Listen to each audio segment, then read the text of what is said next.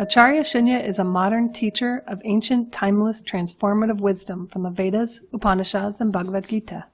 Her teachings change lives, enabling happiness, well-being, and abundance.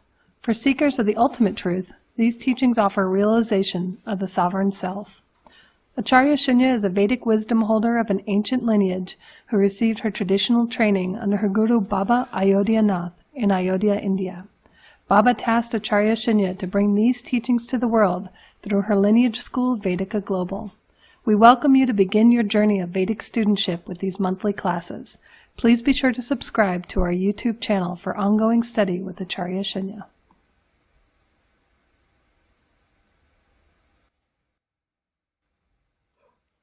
Welcome to my global classroom. I'm so looking forward to sharing the wisdom that has changed my life. And you can smile right now, because when you start receiving spiritual knowledge, it's not serious business actually. Actually, it's really great news, because sorrow is going to be over. And I'm a very different kind of teacher.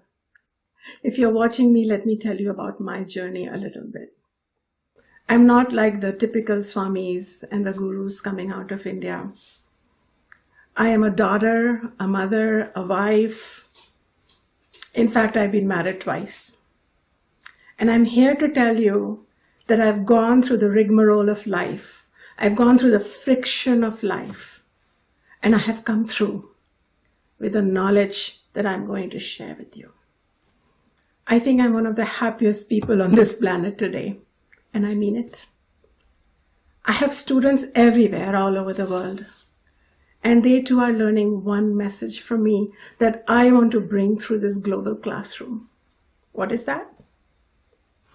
Enough of holiness. Let's go for wholeness.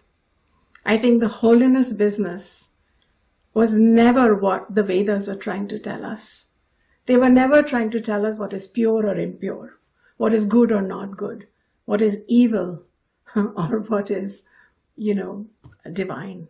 They were only telling us when we become estranged from our own wholeness, that is the only sin. When we stop celebrating ourselves, that is the only reason we should feel like we're not being holy enough. The Vedic wisdom that I want to share with you and the way I want to share it with you is going to be very different. So if you were expecting a teacher whose only claim to teaching you the Vedic wisdom was holiness, then you might want to get off this channel. Because I feel holy, because I am whole, and I'm going to show you how to be whole. Are you ready? Are you ready? That's the way we're going to be. When I was born, my guru, my grandfather, who I call Baba, and you can call him too if you like, because you'll be hearing a lot about him, named me Shoonya. Shoonya is a Sanskrit word from the Vedas, from the Upanishads. And it means two things. It means actually infinity. And because the Vedic seers, the Hindus, gave the world the concept of zero to the world arithmetic based out of infinity. So it also means zero in numerics. So when I got this name, he gave me the name Shoonya from a spiritual inspiration, and he gave my sister the name Purna. One means fullness, the other means emptiness. One means completion, the other means zero. I didn't like being called zero. I didn't like being teased zero. So I asked my father to give me a different name, and he had also given me another name, which I used in the school, Pratichi.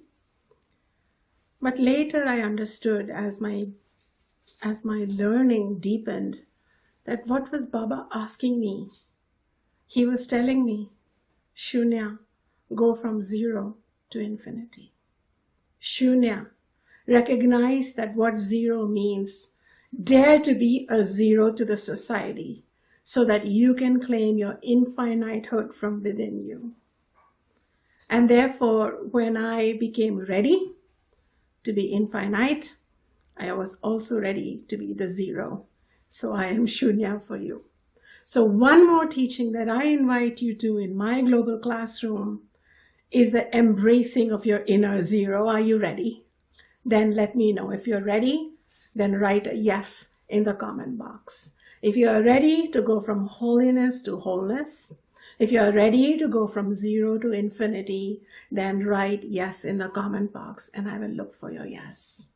This journey begins with a yes. Spiritual journey, my dear friends, always begins with a yes. Yes, I deserve. Yes, I deserve to know. Yes, I deserve to lead a much more sovereign life than I do today.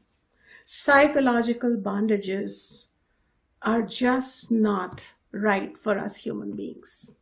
Actually, even animals live free, you know. Animals love, they let go, but they don't put each other in psychological snares and traps. We humans do. We set traps, we walk into traps. We spend our entire life opening those traps to walk into another trap. And then Vedic wisdom comes and tells us, you are a sovereign being. Your nature is Nitya Mukta. You are eternally free. You should be celebrating your freedom because you have this unique gift of a unique mind. This mind, when misunderstood, puts us in bondage. And this mind, when understood, connects us to our inner freedom. So if you're ready for inner freedom, if you're ready for your journey from bondage to sovereignty, then write yes. I'm asking you to write yes because this yes is an inner sankalpa. A sankalpa is a soul decision. It's not the decision of your ego. It's your very deep internal yes to the journey that you want. So as a teacher, I am different. I enjoy my difference. In fact, I'm going to invite you to rejoice who you are because I teach you this wisdom not only because I was fortunate to be born in a family with an ancient lineage and a living master, my grandfather, who was the disciple of his grandfather. So I was fortunate, as Lord Krishna says, that probably the yoga brashtas, those that had fallen off or gotten off for some reason or distracted from the path of yoga, union with their higher self, they are supported by the universe, by divine allness, by Ishvara, by being supported in their next janma or birth to be near their guru. They may even be born in their guru's home, Lord Krishna says in Bhagavad Gita. So I really believe that I was supported in my journey that had begun some lifetimes ago to have completed it in this lifetime. And that is why I opened my school, which had up till now been more secluded and offered only to very select students, to anyone who comes with a sincere heart and wants to study. Right now, I'm going to be teaching once a month, but if we all start humming with this knowledge and we all start saying yes, from holiness to wholeness, from zero to infinity, from bondage to freedom, then who knows, I might be teaching you every day. Really, this happens when the student wants to know, then the teacher teaches. That is how it happened in Bhagavad Gita when Arjuna submitted to Lord Krishna and he says to Lord Krishna that I'm suffering from karpanya dosha, I'm suffering from helplessness, confusion, powerlessness, misery, please teach me. Then Lord Krishna began teaching and he taught all the way unto the 18th chapter. 650 odd verses are from the teacher to the student. So if you ask me questions, which you should feel free to write in the comment box, we shall read them. I shall offer you my answer today or in a future class or in the form of a teaching. Or you can write to us at Vedika Global and your questions shall reach me. So I want to set the stage. I want to invite you. I want to tell you that we are ready for a new kind of teacher and a new kind of student. What's new? It's really old. Lord Krishna and Arjuna, they were people of the world. They were not wearing robes that were signifying that they lived in the remote Himalayas. This was not a private discussion happening in a secret cave.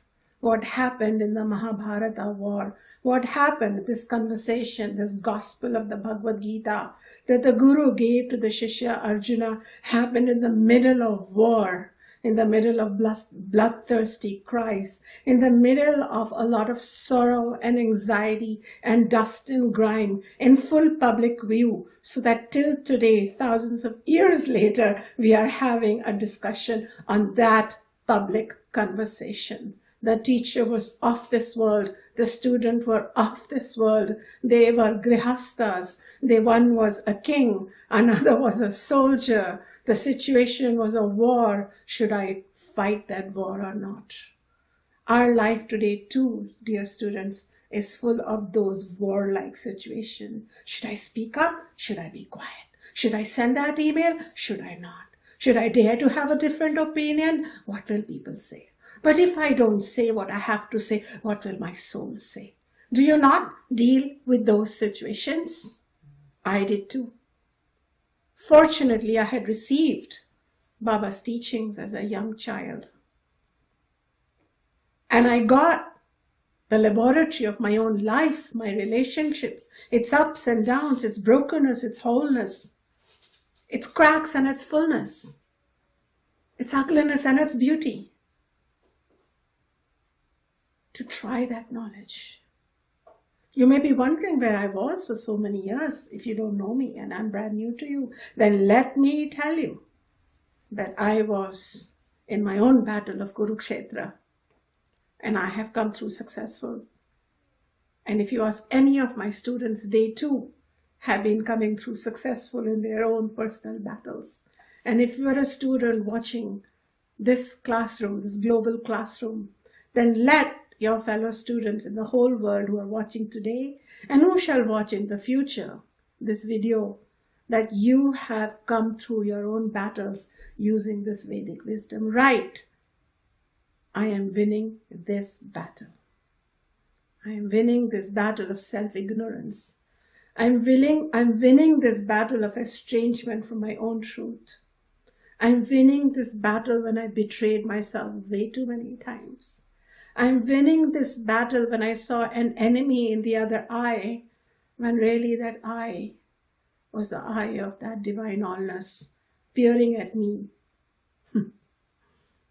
in the role of an enemy or a friend. I am winning this battle. How?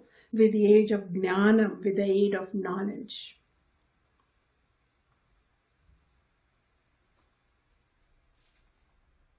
I welcome you. I welcome you because if you have tuned in, or if you are tuning in today or later, you are looking for answers. And let me tell you that these answers we can find in the Vedas, the later part of the Vedas, especially the Upanishads, and the Bhagavad Gita, which is the quintessential essence of the Upanishads. And I teach from that.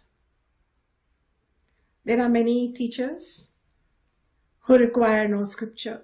They say they are the scripture. I'm not that modern.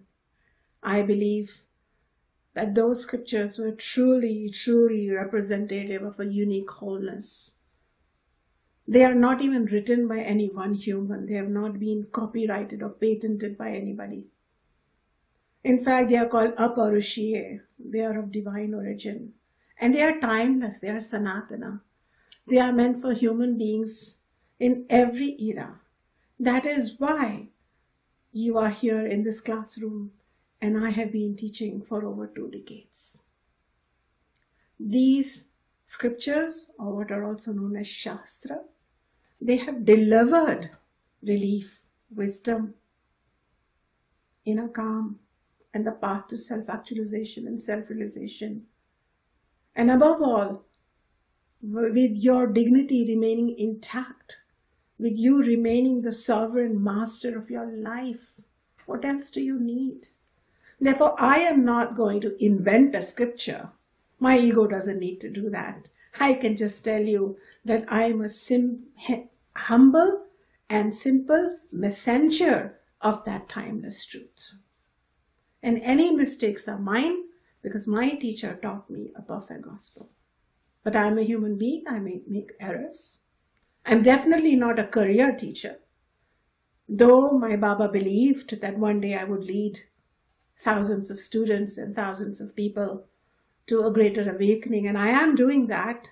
For a while there, my own mind was confused or distracted with child and marriage and relationships. So I didn't plan on it. I didn't try it. I was definitely not desperate to be a spiritual teacher. I didn't suddenly go shopping for spiritual clothes or costume. But life made me a teacher because my inner guru awakened. And I welcome each one of you to awaken your inner guru. That is what the Shastra wants. Arjuna was a lost person on the battlefield. I was an Arjuna once, but I am not lost, as our Arjuna was not lost. He knew what he had to do. I know what I had to do, and I know what I'm going to do next. I'm going to teach you.